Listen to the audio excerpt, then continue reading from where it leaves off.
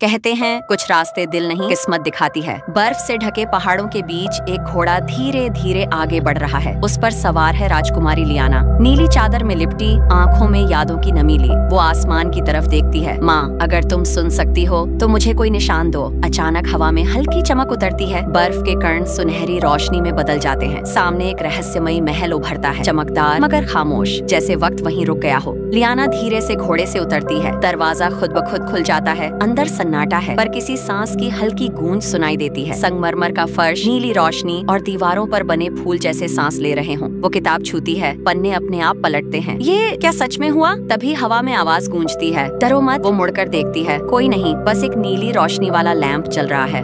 वो आगे बढ़ती है। एक कांच का हॉल, बर्फ के नीचे कैद फूलों का बगीचा।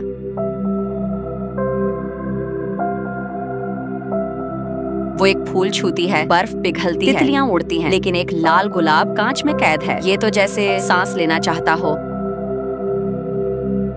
ये जगह मुसाफिरों के लिए नहीं है। लियाना चौंक कर मुड़ती है। दरवाजे पर खड़ा है प्रिंस केल। लंबा गंभीर चेहरा, नीली आंखों में थकान और एक गहरी खामोशी। केल सख्त आवाज में कहता है, ये महल सुरक्षित नहीं है, तुम्हें यहाँ से जाना चाहिए। लियाना नरमी से जवाब देती है, मैं रास्ता भटक गई हूँ, बस आज की रात के लिए पनाह चाहिए। केल कुछ पल चुप रहता है, फिर धीमे से कहता है, ठीक है, लेकिन जो यहाँ देखोगी उस पर यकीन मत करना। लियाना को एक कमरा दिया जाता है। खिड़की से चांदनी भीतर आ रही है और फर्श पर नीली रोशनी के धागे बुन रहे हैं। मेज पर एक पुरानी किताब रखी है, पास में एक लैंप और कुछ सूखे फूल। वह खिड़की के पास बैठती है और सोचती है, कितनी सुंदर तन्हाई है, जैसे हर चीज कुछ कहना चाहती है पर शब्द नहीं मिल रहे। अचानक लैंप धीमी आवाज में बोल उठता है, शायद तुम वो सुन सकती हो जो बाकी नहीं सुन पाते। लियाना घबरा कर देखती है, क्या तुम बोले? लैंप हल्के से हंसता है, हम सब बोलते हैं, लेकिन सुनने वाला कोई नहीं होता। उसी पल किताब खुद ब खुद खुलती है और उसके भीतर से कपड़ों का एक जोड़ा निकलता है। हल्की नीली रेशमी ड्रेस जिस पर बर्फ के फूल खड़े हैं। लैंप फुसफुसाता है, ये तुम्हारे लिए है, आज तुम्हें अपने असली रंगों में दिखना है। अगली सुबह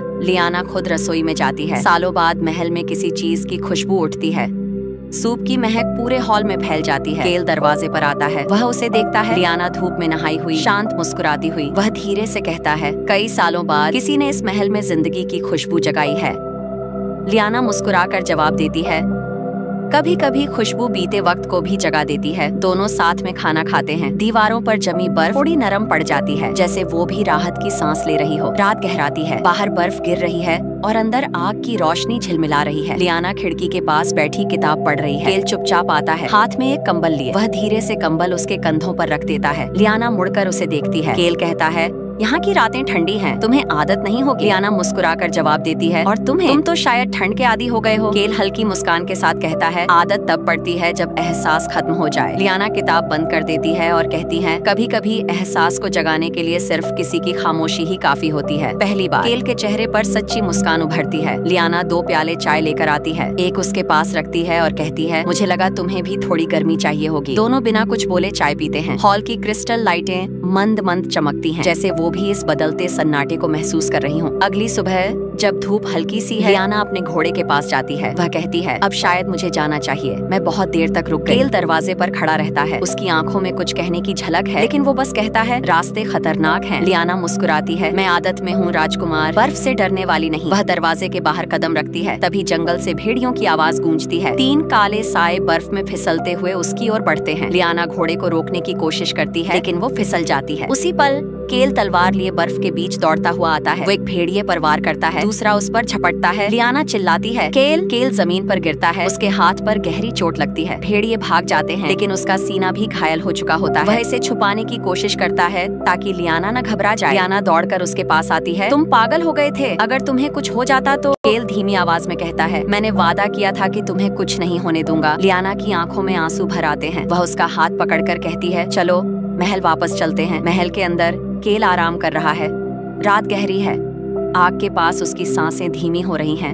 लियाना चुपचाप कमरे में आती है और देखती है, उसके सीने पर खून का निशान है। वह फुसफुसाती है, तुम हमेशा सब कुछ क्यों छुपाते हो? लियाना धीरे से उसका जख्म साफ करती है और नरमी से पट्टी बांध देती है। केल आंखें खोलता है और मुस्कुराकर कहता है, मुझे लगा तुम सो गई हो। लियाना जवाब देती है, नहीं, बस तुम्हारा ख्याल आ गया। केल मुस्कुराकर कहता है, शायद इसी वजह से महल अब फिर गर्म लग रहा है। लियाना हल्के से मुस्कुराती है, तो इसे गर्म रखो केल, जब तक मैं यहाँ हूँ। उसी वक्त झूमर जगमगा उठते हैं, जैसे महल ने उनका एहसास सुन लिया हो। रात में लियाना किताबों के कमरे में जाती है।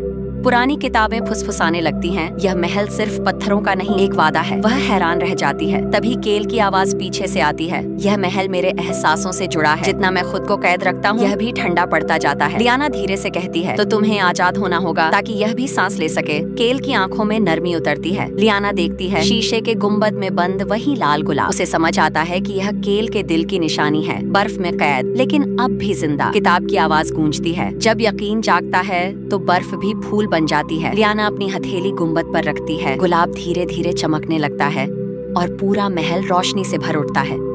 केल के चेहरे का साया पिघल जाता है। जादू टूट चुका है। वह कहता है, तुमने इस महल को नहीं बदला लियाना, तुमने मुझे याद दिलाया कि मैं कौन हूँ। लियाना मुस्कुराकर जवाब देती है, और तुमने मुझे सिखाया कि रोशनी कभी मरती नहीं। सूरज उगता है, बर्फ पिघल रही है, पक्षी गा रहे हैं, महल के स्तंभों पर फूल खिलने लगे हैं। केल और लियाना बालकनी पर खड़े हैं। हवा में नरमी है और उनकी आंखों में सुकून। धीमी आवाज में सुनाई देता है, कहते हैं जब बर्फ पिघलकर फूल बनती है तो वो सिर्फ एक मौसम नहीं, 2 दिलों की सांस होती है जिन्होंने प्यार से वक्त बदल दिया।